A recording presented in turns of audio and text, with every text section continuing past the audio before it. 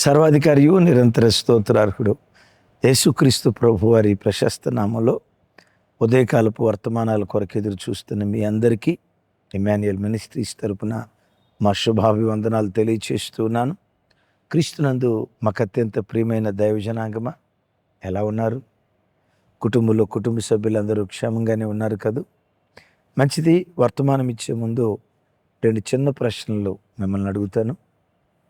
2026 సంవత్సరం జనవరి 1వ తారీఖున మనం ఎన్నో తీర్మానాలు చేసుకున్నాం. వాటిలో ఒకటి, ఈ సంవత్సరంలో కనీసం ఒక్కసారైనా బైబిల్ చదివి పూర్తి చేస్తానని. మీ బైబిల్ అధ్యయనం ఎక్కడి వరకు వచ్చిందో కింద కామెంట్ బాక్స్లో రాయండి. జనవరి 1వ తారీఖున బైబిల్ చదవటం ప్రారంభించారు కదా, ఎన్ని పుస్తకాలు, ఎన్ని అధ్యాయాలు పూర్తి చేసుకొని ఈరోజు మీ బైబిల్ ధ్యానం ఎక్కడి వరకు వచ్చిందో తప్పకుండా కామెంట్ బాక్స్లో రాయండి. 2వ ప్రశ్న, గడిచిన రాత్రి కుటుంబంలో కుటుంబ ప్రార్థన జరిగిందా? కుటుంబ సమేతంగా దేవుని సన్నిధిలో మోకరించి, అయ్యా ఇదిగో నా కుటుంబం, నా భర్త, నా భార్య, నా పిల్లలు సాయం సంజీవేళ కుటుంబంగా నీ సన్నిధిలో నీ ఎదుట కనపడుతున్నామయ్యా అనని ఎన్ని కుటుంబాలు గడిచిన రాత్రి కుటుంబారాధన చేసుకున్నాయో కామెంట్ బాక్స్లో రాయండి. మిమ్మల్ని కామెంట్లో రాయమని చెప్పేది మీరేదో భక్తిపరులు అని లోకానికి చాటి చెప్పుకోవాలని కాదు.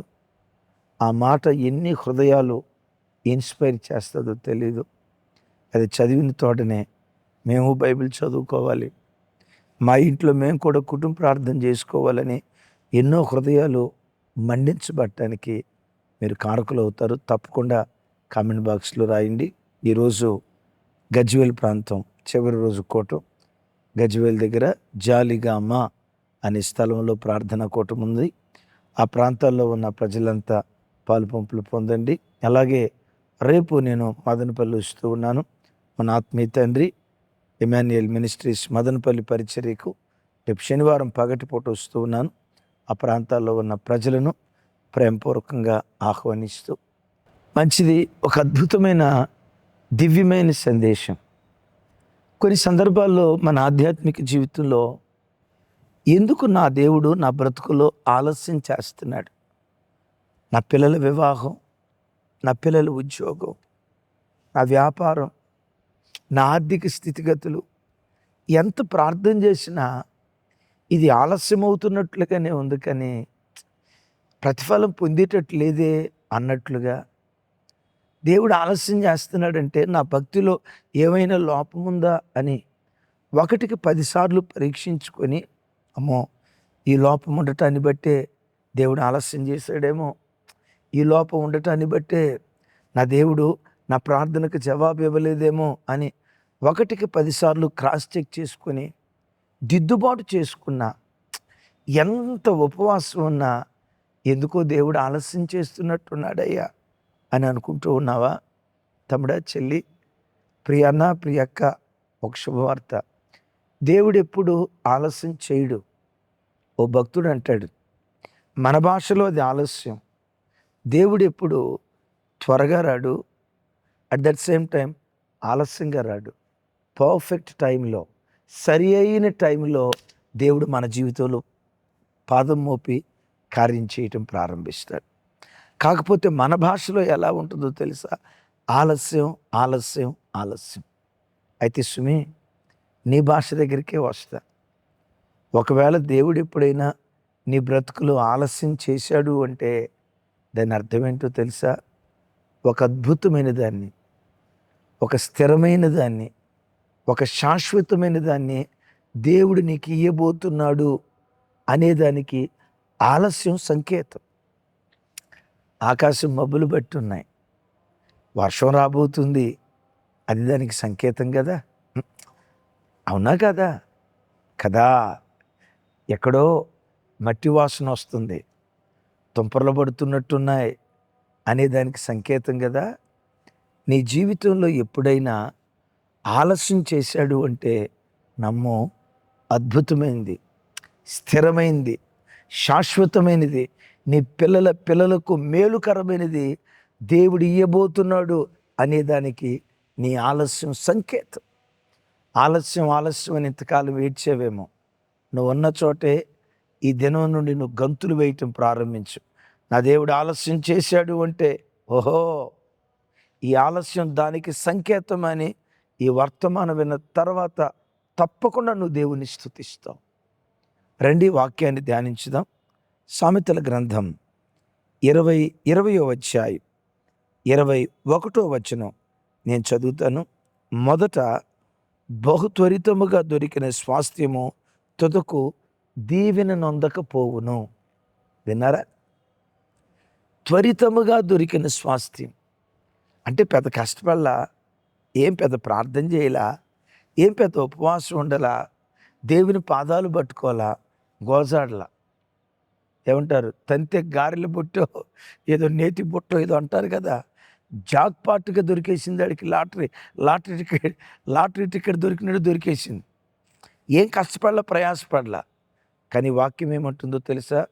త్వరితముగా దొరికిన స్వాస్థ్యము తుదకు దీవెన నొందకపోవును. దీని అర్థం ఏంటో తెలుసా? ఎంత తొందరగా వచ్చిందో అంత తొందరగా పోతుంది. రెండవది, తొందరగా వచ్చింది వాడికి దీవెనివ్వదు.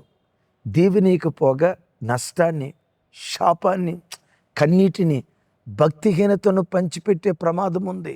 ఏది? త్వరితముగా దొరికిన స్వాస్థ్యం. అవును, సింహాసనం కొరకు నేను మిమ్మల్ని ఒక మాట అడుగుతా. సౌలుకు సింహాసనం త్వరితంగా దొరికిందా? దావీదుకు త్వరితంగా దొరికిందా? టకమని చెప్పండి.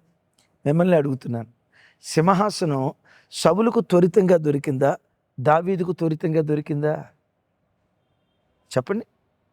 అవును, ఎంత ప్రయత్నం కూడా చేయకుండా, నా భాషలో చెప్పాలంటే ప్రయత్నం ఇతనాభినయి, ఎంత ప్రయత్నం కూడా చేయాల. ఎంత ప్రయత్నం చేయకుండానే సౌలుకు సింహాసనం త్వరితంగా వెంటనే దొరికేసింది. సింహాసనం కొరకు తాను ప్రయత్నం చేయకుండానే. కానీ దావీదు దగ్గరికి వచ్చేసరికి సుమారుగా 17 సంవత్సరాలు తరంబడ్డాడు. 13 సంవత్సరాలు తరంబడ్డాడు. తరంబడి త్వరితంగా దొరకలా. అనేక సంవత్సరాల ప్రయాసం తర్వాత దొరికింది. ఈ చిత్రం తెలుసా? త్వరితంగా దొరికిన సింహాసనం సౌలుకు దీవెనివ్వల. ఆలస్యంగా దొరికిన సింహాసనం దావీదుకు దీవెనిచ్చింది. ఆ దీవెన తనొక్కడికే కాదు, తన పిల్లలకు శాశ్వతమైన దీవెన దావీదుకు దేవుడు అనుగ్రహించాడు. సౌలుకు ఎంత తొందరగా వచ్చిందో అంత తొందరగా పోయింది. తమ్ముడు, దేవుడు కొద్ది కాలం ఉండే ఆశీర్వాదం నీకు ఇవ్వాలనుకోడు. నీ పిల్లలకు దొరికే ఆశీర్వాదం తప్పకుండా దేవుడు ఇస్తాడు. ఆలస్యమైందని విసిగిపోకు, ఆలస్యమైందని కృంగిపోకు. నా ప్రార్థనకు దేవుడు జవాబు ఇవ్వలేదు అని పిచ్చిదేడ్చినట్లు ఏడవకురా తల్లి. దేవుడు ఆలస్యించి, నీ భాషలో దేవుడు ఆలస్యం చేయడు. His time always perfect. నీ భాషలో ఆలస్యం అంటున్నావే, ఆలస్యం చేశాడు అంటే ఒక శాశ్వతమైన దాన్ని. అవును, తప్పిపోయిన కుమారుడికి స్వాస్థ్యం వెంటనే దొరికిందా? యోసేపుకి స్వాస్థ్యం వెంటనే దొరికిందా? చెప్పండి. తప్పిపోయిన కుమారుడు, డాడీ నేను సపరేట్ అవ్వాలా, నా డబ్బులు నాకు ఇచ్చేయి అన్నాడు. ఏం జరిగింది? ఎంత తొందరగా స్వాస్థ్యం దొరికిందో అంత తొందరగా పోయింది. చివరికి పందులు పొట్టు తినే స్థితికి వచ్చేసాడు. యోసేపుకు స్వాస్థ్యం తొందరగా దొరకల. విన్నారా? తొందరగా దొరకల. 17వ సంవత్సరంలో నీ పన లేచి నిలవబడింది, తేజో నక్షత్రంగా నువ్వు ప్రకాశిస్తావు అని కలిస్తే ఏమంట కలొచ్చిందో, కలొచ్చినప్పటి నుంచే కష్టాలు ప్రారంభమయ్యాయి. అవును, నేనంట, నువ్వు ప్రార్థన చేసేటప్పుడే కొన్నిసార్లు నీ కష్టాలు ప్రారంభమవుతాయి. దేవుడు నాతో ఇలా వాగ్దానం చేశాడని దేవుడు నీకు ఇచ్చిన ప్రవచనం చెప్పినప్పుడే నీ కష్టాలు ప్రారంభమవుతాయి. అట్లాగని ప్రార్థన చేశా కాబట్టి కష్టాలు ప్రారంభమవుతున్నాయి అని సాకు చెప్పకు పొరపాటున. వినారా ఈ మాట? ఏమంట నాకు పలానా కల వచ్చిందని చెప్పాడో కష్టాలు ప్రారంభమయ్యాయి. 13 సంవత్సరాలు దేశం కాని దేశంలో తలదాచుకున్నాడు. అద్భుతం తెలుసా? 30వ సంవత్సరంలో రాజయ్యాడు. 110 సంవత్సరాలు బ్రతికాడు. దేవుడిచ్చిన దీవెనను 80 సంవత్సరాలు అనుభవించాడు. విన్నారా? 80 సంవత్సరాలు. తప్పిపోయిన కుమారుడికి త్వరగా దొరికింది, త్వరగా పోయింది. యోసేపుకి ఆలస్యంగా దొరికింది, స్థిరంగా ఉంది. తమ్ముడు, చెల్లి, దేవుడు ఎప్పుడైనా ఆలస్యం చేస్తున్నాడు అంటే స్థిరమైనది నీ ఒడిలో దేవుడు వేయబోతున్నాడు, గ్రహించు. అహరోనుకి యాజకత్వం వెంటనే దొరికింది, అది అంత దీవెనగా లేదు. మోషేకు నాయకత్వం వెంటనే దొరకల. 40 సంవత్సరాల అరణ్య అనుభవం తర్వాత నాయకత్వం దొరికింది. 40 సంవత్సరాలు అద్భుతమైన నాయకుడిగా. ఎందుకు దేవుడు మన భాషలో ఆలస్యం అంటమే, ఎందుకు దేవుడు ఆలస్యం చేస్తాడు? మీకు తెలుసా? కూర మొక్కలు ఉన్నాయి, అలా విత్తాం, నెల రోజులు పూర్తి కాక మునిపే ఇప్పుడు కొత్తిమీర ఉంది. కొత్తిమీర విత్తనం విత్తామనుకోండి, కొత్తిమీర విత్తనం విత్తిన 30-40 రోజుల్లోనే స్టార్ట్ అవుద్ది కొత్తిమీర. 30-40 రోజుల్లో స్టార్ట్ అయిపోయి కొన్ని నెలల పాటు, 1-2 నెలల పాటు కొత్తిమీర పంట ఉంటుంది. విచిత్రం తెలుసా? 3వ నెల 4వ నెలతో ఇక కొత్తిమీర కనపడదు. భక్తిహీనుడి ఆశీర్వాదం కొత్తిమీర కట్టలాగా, కూర మొక్కలాగా, పాలకూరలాగా. విన్నారా? ఏ కూర? పాలకూర. ఇప్పుడు పాలకూర ఉంది. పాలకూర మీకు స్క్రీన్ మీద చూపిస్తున్నాను చూడండి. పాలకూర 30-50 రోజుల్లోపు పంట చేతికి వస్తుంది. 2 నెలలు పంట ఉంటుంది. 2వ నెల నుంచి 4వ నెల లోపు ఆ పాలకూర పంట కనుమరుగైపోద్ది. అట్ దట్ సేమ్ టైం టమాటా ఉంది. 60-70 రోజుల్లోపు పంట స్టార్ట్ అవుద్ది. 4-8 నెలల పాటు పంట కోసుకోగలుగుతాం. 1 సంవత్సరం తర్వాత ఆ టమాటా తోటకెళ్ళి చూస్తే టమాటా చెట్లు కనబడం. అంటే తొందరగా వస్తుంది పంట, తొందరగా పోద్ది. తమ్ముడు, కీర్తనలో ఒక స్థలంలో రాసి ఉంటుంది, ఎరిగిన వాళ్ళు కామెంట్ బాక్స్ రాయండి. నేను ఎందుకు ప్రతిదీ రిఫరెన్స్ చెప్పనంటే, చెప్తాను మ్యాక్సిమం అవసరమైంది. మీ మెదడుకు కూడా మేత పెట్టాలని కీర్తనల్లో. సరే, ఇంకా నాకు కీర్తనలు అంటే 150 కీర్తనలు కదన్నా, వెతకాలంటే కష్టం కదా అంటారా? మొదటి 50 కీర్తనల లోపు, ఇంకా చెప్పంటారా, 25వ కీర్తన నుంచి 50వ కీర్తన మధ్యలో ఈ మాట ఉంటుంది. ఏదో కింద కామెంట్ బాక్స్లో రాయండి. భక్తిహీనుడి ఆశీర్వాదం కూర మొక్కలాగా ఉంటుందట. కళ్ళ ముందే పొసుమని ఎదుగుతాడు. ఎంత ఎదిగాడో ఇంకెన్నటికీ కనపడకుండా కనుమరుగైపోతాడు. విత్తిన చోటే వాడు ఉంటాడు, విస్తరించడం. కానీ భక్తిపరునికి ఇచ్చే ఆశీర్వాదం కొత్తిమీర లాంటి ఆశీర్వాదం కాదు, పాలకూర లాంటి ఆశీర్వాదం కాదు, టమాటా ఆశీర్వాదం కాదు. నీకు ఇవ్వబోయే ఆశీర్వాదం ఏంటో తెలుసా? నిమ్మ చెట్టు ఆశీర్వాదం లాంటిది కాదు, జామ చెట్టు లాంటి ఆశీర్వాదం కాదు, మామిడి చెట్టు లాంటి ఆశీర్వాదం కాదు. నీకు నాకు దేవుడు ఇవ్వబోయే ఆశీర్వాదం ఒలీవ చెట్టు లాంటి ఆశీర్వాదం ఇస్తాడు. ఇప్పుడు జామ చెట్టు ఉంది, విత్తనం వేసావంటే 2వ సంవత్సరం నుంచి పంట స్టార్ట్ అయింది. 15-25 సంవత్సరాల వరకు పంట మనం కోసుకోగలుగుతాం. 30-40 సంవత్సరాల లోపు జామ చెట్టు కాలం ముగించబడింది. చూసారా? కొత్తిమీర కట్ట నెలలోనే వచ్చింది, జామకాయ 2 సంవత్సరాల తర్వాత వచ్చింది. 2-4 సంవత్సరాలు. ఎంతకాలం బ్రతికింది అది? 40 సంవత్సరాలు బ్రతికింది. నిమ్మ చెట్టు ఉంది, 3-5 సంవత్సరాల లోపు అది పంట స్టార్ట్ అవుతుంది. ఆ నిమ్మ చెట్టు ఎన్ని సంవత్సరాలు కాయలు ఇస్తుందో తెలుసా? 30-50 సంవత్సరాలు. 30-50 సంవత్సరాలు కాయ ఇస్తుంది. ఒక నిమ్మ చెట్టు ఆయుష్కాలం 55 సంవత్సరాలు. విన్నారా? 5 సంవత్సరాలప్పుడు కాపు కాయటం ప్రారంభిస్తుంది. సుమారుగా 40 సంవత్సరాల పాటు పంటేస్తుంది. కొత్తిమీర కట్ట ఉంది, ఇలా విత్తామంటే నెల రోజుల్లో పంట స్టార్ట్, 2-3 నెలల్లోనే చాప్టర్ క్లోజ్. నిమ్మకాయ చూడండి. ఇప్పుడు అసలే మామిడికాయల సీజను. మామిడి విత్తనం వేస్తే 5-8 సంవత్సరాల లోపు పంట స్టార్ట్ అవుతుంది. మామిడి చెట్టు ఎంతకాలం బతికిద్దో తెలుసా? ఎన్ని సంవత్సరాలు కాపు కాస్తుందో తెలుసా? సుమారుగా 40 నుంచి 60 సంవత్సరాలు. 60 సంవత్సరాల దాకా దాని ఆయుష్కాలం 60 నుంచి దరిదాపు 100 సంవత్సరాలు బ్రతుకుతుంది. మా ఊరు నిండా ఎంట్రన్స్లో అన్ని చింత చెట్లే. చింత చెట్టుకున్న విచిత్రం 10 సంవత్సరాల తర్వాత కాపు స్టార్ట్ అవుతుంది. ఇది ఎంతకాలం బతికిద్దో తెలుసా? 150 నుంచి 250 సంవత్సరాలు బతుకుతుంది. చింత విత్తనం వేస్తే విత్తనం వేసినోడు తినకుండా చచ్చిపోతాడట్టు, కానీ వాడి వేసిన విత్తనపు ఫలాలు వారి పిల్లల 250 సంవత్సరాలు బ్రతుకుతుంది.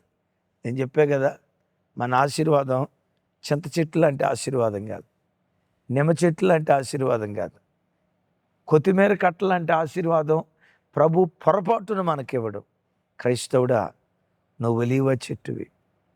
ఒలీవ విత్తనం వేస్తే అది చెట్టు అయి ఆ చెట్టులో నుంచి కాయలు రావటానికి సుమారుగా 10 సంవత్సరాలు పట్టింది. 10 సంవత్సరాల నుంచి అది కాపు కాయటం ప్రారంభిస్తే మీకు తెలుసా, ఒక్కొక్క ఒలీవ చెట్టు 500 సంవత్సరాల నుండి 2000 సంవత్సరాలకు పైగా అది బ్రతుకుతుంది. 2000 సంవత్సరాలుగా పైగా అది బ్రతుకుతుంది. విన్నారు ఈ మాట? 2000 సంవత్సరాలకు పైగా బ్రతుకుతుంది. అంత మాత్రమే కాదు, 1000 సంవత్సరాలకు పైగా, 1500 సంవత్సరాలకు పైగా అది కాపు కాస్తూనే ఉంటుంది, కాయలు ఇస్తూనే ఉంటుంది. ఎన్ని సంవత్సరాలు? 2000 సంవత్సరాలు బ్రతికింది. మనిషి బ్రతికేది ఎంత?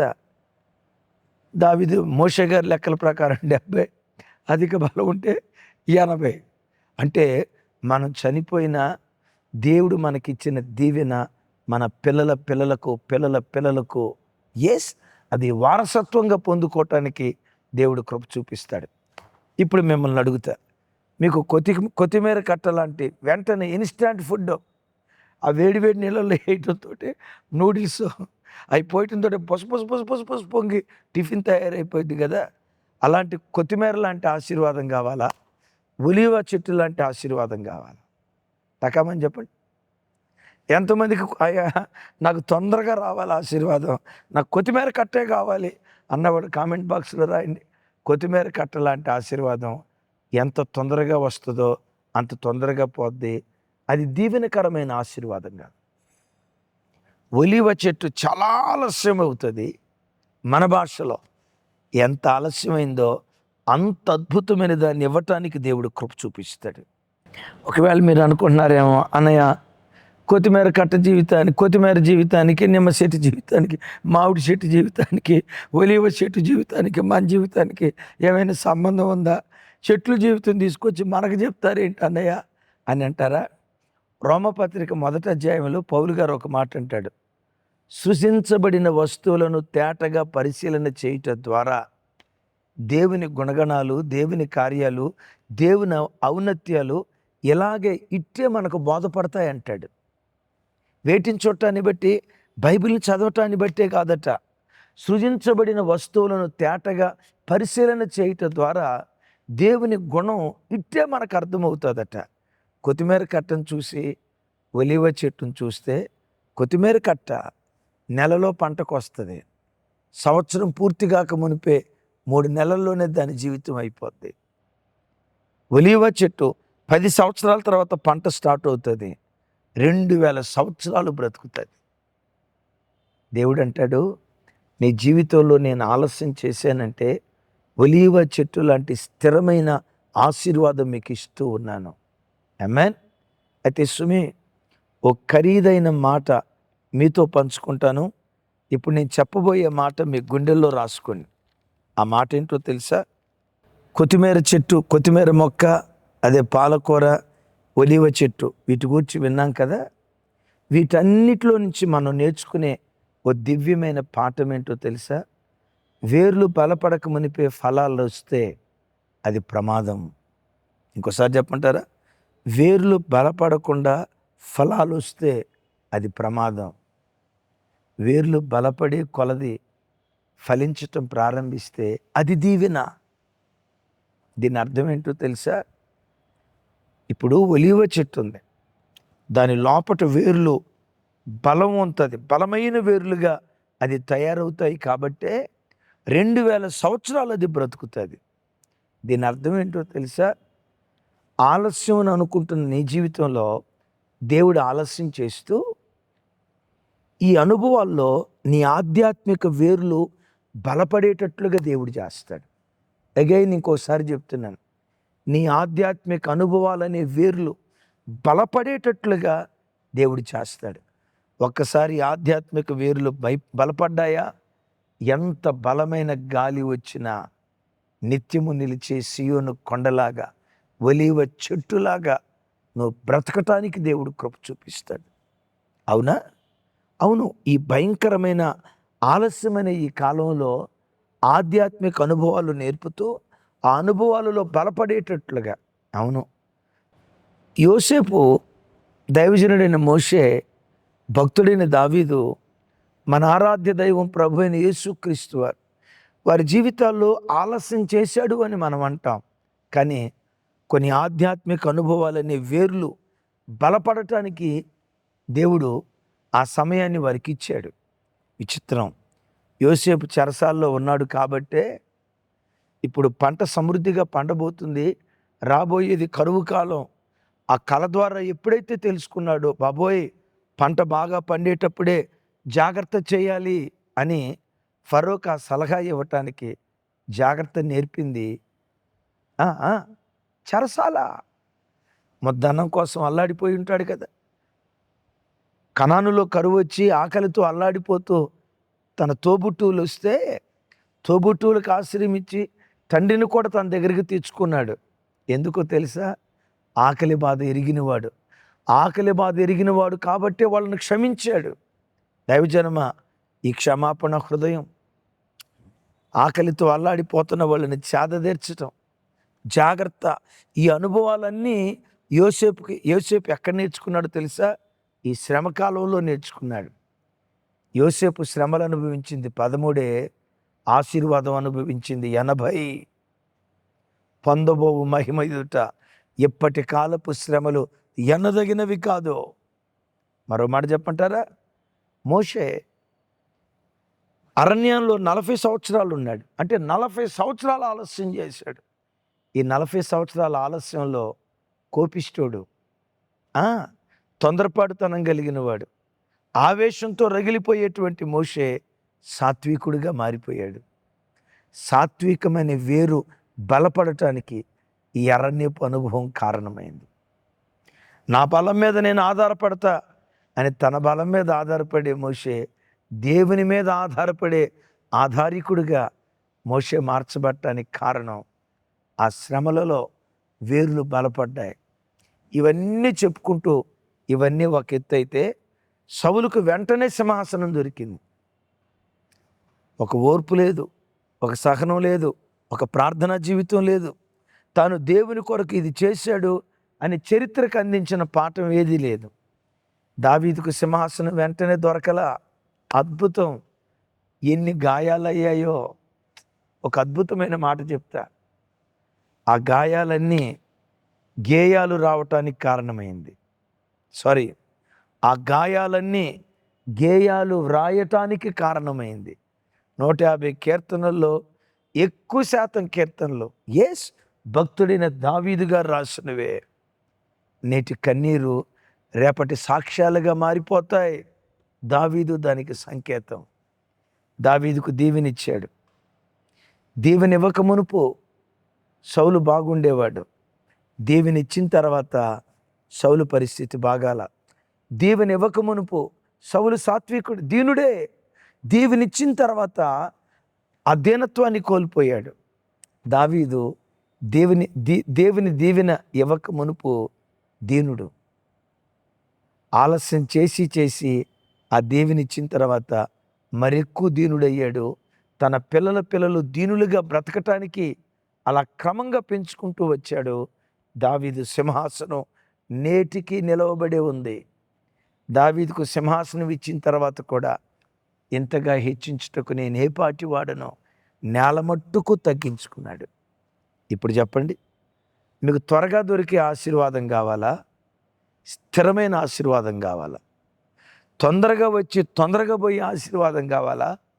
నీ పిల్లల పిల్లలు అనుభవించే ఆశీర్వాదం కావాలా? క్రైస్తవ జనాంగమా, ఒలీవ చెట్టు లాంటి దీవెన నీ తల మీద దేవుడు కుమ్మరించబోతున్నాడు. విశ్వసించు. నువ్వు ఒలీవ చెట్టువి. ఆలస్యం చేశాడు అనుకోకు. సరి అయిన టైంలో, సరి అయిన సమయంలో, తనదైన శైలిలో తన పరాక్రమాన్ని చూపించి నీ పిల్లల పిల్లలు అనుభవించే శాశ్వతమైన దీవెన నీ ఒడిలో నా దేవుడు వేయునుగాక. ప్రార్థన చేయమంటారా? ప్రార్థన. తండ్రి, మీకు స్తోత్రాలు. మాతో మీరు మాట్లాడిన శ్రేష్టమైన మీ మాటల కొరకై వందనాలు అయ్యా. ఈరోజు మా జీవితంలో మీరు ఆలస్యం చేశారు అని అనుకున్నాం. మీరు ఎప్పుడూ ఆలస్యం చేసే దేవుడవు కాదు.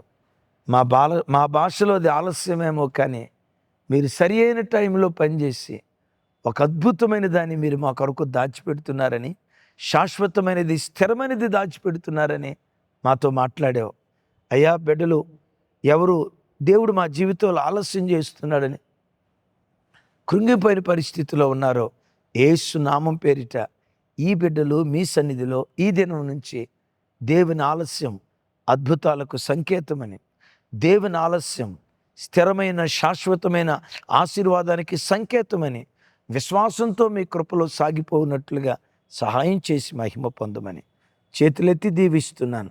ఈ దినమే బిడ్డలను కనికరించుదురుగాక. ఈ దినమే బిడ్డల కన్నీళ్లు తుడుచుదురుగాక.